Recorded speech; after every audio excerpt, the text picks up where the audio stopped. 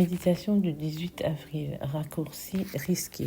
Telle voie paraît droite devant un homme, mais à la fin, c'est la voie de la mort. Proverbe 16, verset 25. Raccourci est un mot désignant un chemin plus court, un itinéraire qui réduit la distance. Il est courant de choisir le chemin le plus court, celui qui demande le moins d'efforts. Les raccourcis peuvent être utiles, par exemple, pour les utilisateurs de technologie, car ils rendent leur travail plus rapide. Mais les raccourcis ne sont pas toujours le meilleur choix dans d'autres domaines. Le peuple d'Israël aurait pu prendre un raccourci sur le chemin de Canaan et atteindre cette destination en quelques semaines. Mais Dieu savait qu'ils n'étaient pas préparés à affronter les dangers de la route. Ils auraient pu prendre peur et être tentés de retourner en captivité. En outre, ils avaient besoin de mûrir avant d'être prêts à devenir une nation. En leur permettant de passer plus de temps dans le désert, Dieu avait l'intention de les transformer d'esclaves en une nation autonome et responsable. Dans la marche chrétienne, nous ignorons souvent le chemin qui exige résilience, humilité,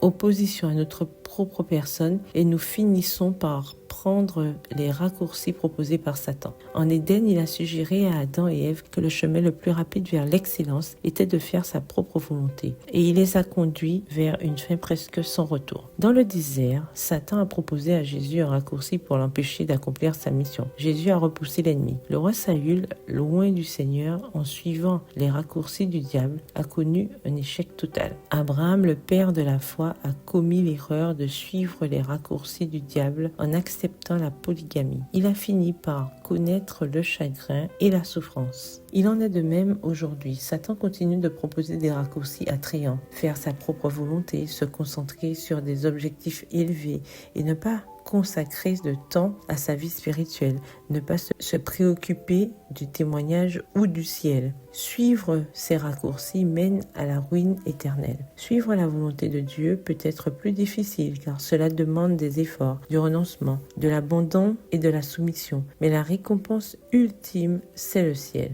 Et il n'y a pas de raccourci vers le ciel. Même si vous devez emprunter un chemin difficile, n'acceptez pas d'autre voie que celle que Dieu a préparée pour vous. C'est ainsi que vous atteindrez la bonne destination. Bonne journée, que l'Éternel vous bénisse.